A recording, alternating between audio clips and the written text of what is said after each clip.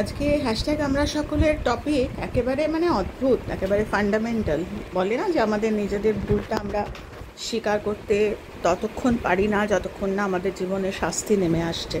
আমরা খুঁজেই দেখি না কি আমাদের ভিতরেই কিন্তু সমস্ত সিডস বা বীজ লুকিয়ে আছে।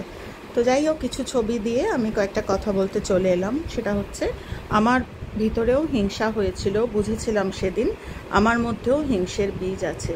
ওপর থেকে আমরা সেজে থাকি খুব ভালো, আমি ভীষণ ভালো এরকম সেজে থাকি, ভালো একেবারে শান্তশিষ্ট ল্যাজ বিশিষ্ট, যেরকম আমি ছিলাম আমার স্কুল কলেজে। ঠাকুরের অসম্ভব কৃপা, কোনো দিন আমার সম্বন্ধে কোনো কমপ্লেন বা কিছু আসেনি, কেননা আমি সত্যিই ভালো মেয়ে ছিলাম, লক্ষ্মী মেয়ে ছিলাম। পড়াশোনায় যে খুব ভালো ছিলাম তা নয়, কিন্তু লক্ষ্মী মেয়ে ছিলাম। তো যাই হোক, একটু যখন হাত পা গজালো, একটু বড় হলাম, একটু এর আগেও বলেছিলাম যে ছোটোবেলায় আমি বা আমার মেয়ে কেউই পড়াশোনায় ভালো ছিলাম না। আমার হাজব্যান্ড খুব ভালো ছিল, কিন্তু আমরা দুজনেই ভালো ছিলাম না। আমরা যত বড় হয়েছি, যত আমাদের জ্ঞান হয়েছে, তত আমরা ধীরে ধীরে পড়াশোনাটাকে চেষ্টা করেছিলাম ভালোবাসতে, এবং রেজাল্টও ভালো হয়েছিল।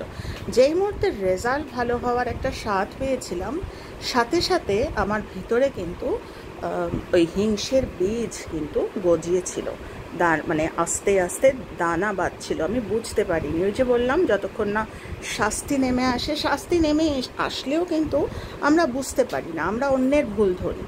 তো আমি আমার জীবন দিয়ে আমি তোমাদের একটা উদাহরণ দিচ্ছি যে হিংসেটা কিন্তু খুঁজে নিতে হয়, আমরা না হলে বুঝতে পারবো না কেন আমার জীবনে এরকম হচ্ছে। তো যেবার আমার জীবনে একটা মারাত্মক ঘটনা ঘটলো, যে আমি সাংবাদিকতা নিয়ে পড়াশোনা করছিলাম, এবং সেটা ছিল 1991 সাল, 1991।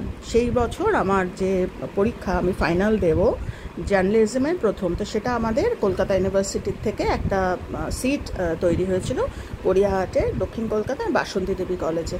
তো যাই হোক, আমরা যখন সেদিনই ফাইনাল ছিল, তো সেদিন আমি যখন ফাইনাল দিতে গেলাম, তখন জানলাম পরীক্ষা আমাদের 2টোর সময় পরীক্ষার টাইম ছিল, কিন্তু গিয়ে দেখলাম যে পরীক্ষা নাকি হয়ে গেছে। তোমরা, আমি জানি না বুঝতে পারছো কি না, বিভৎস অবস্থায় মানে তখন আমরা পড়েছিলাম। মানে সেই কান্না কাটি গার্জেন, আমরা বোধহয় 25 জন বাচ্চা পরীক্ষা দিতে পারিনি, বাকি সমস্ত মানে ধরো 75 ভাগ পরীক্ষা দিয়ে দিয়েছে, আর 25 ভাগ আমরা পরীক্ষা দিতে পারিনি। এখন তো সারা রাস্তা আমরা কাঁদতে ফিরলাম, কেননা ওটা তো সিট, ওটা একটা সেন্টার ছিল, ওখানে তো কোনো কলকাতা বিশ্ববিদ্যালয়ের কেউ ছিল না যে আমরা তাদের সাথে কথা বলবো। তো মারাত্মক অবস্থা হলো, বাড়িতে চিৎকার, প্রফেসরদের সাথে কথা কাটাকাটি, গার্জেনদের। একটা বছর জার্নালিজমের এমনি সে বছর প্রথম কলকাতা বিশ্ববিদ্যালয়ে ইন্ট্রোডিউস করছে, বইপত্র সেরম নেই, বাইরের থেকে বই নিয়ে খুবই কষ্ট করে। কিন্তু এত কিছুর মধ্যেও নিজে আইডেন্টিফাই পরবর্তীকালে আমি করেছি যে এই ঘটনাটা কই সবার জীবনে তো ঘটলো না, আমার জীবনে কেন ঘটলো। আমি কিন্তু বুঝেছিলাম যে আমি হিংসে করেছিলাম। আমার ক্লাসে আরেকটি মেয়ে ছিল, আমার নাম নিতেও আপত্তি নেই, ও এখন আমি জানি না ও কোথায় আছে, আমার সাথে কোনো যোগাযোগ নেই। আমরা দুজনে হায়েস্ট পেতাম, একজন ছিল মহাশ্বেতা আর একজন ছিল রঞ্জনা চ্যাটার্জি, মানে আমি। তো সে বছর না, গত 2টো বছরের কথা বলছি, এই 2টো বছর আমাকে ক্রস করে মহাশ্বেতা হায়েস্ট এসেছিল, এবং আমি সেকেন্ড হায়েস্ট এসেছিলাম। এবং সেকেন্ড হায়েস্টের সাথে ফার্স্ট হায়েস্টের কিন্তু বেশ অনেকটা নাম্বারের, কিন্তু মানে অল্প নাম্বারের হলে আলাদা অনেকটা ডিফারেন্স ছিল।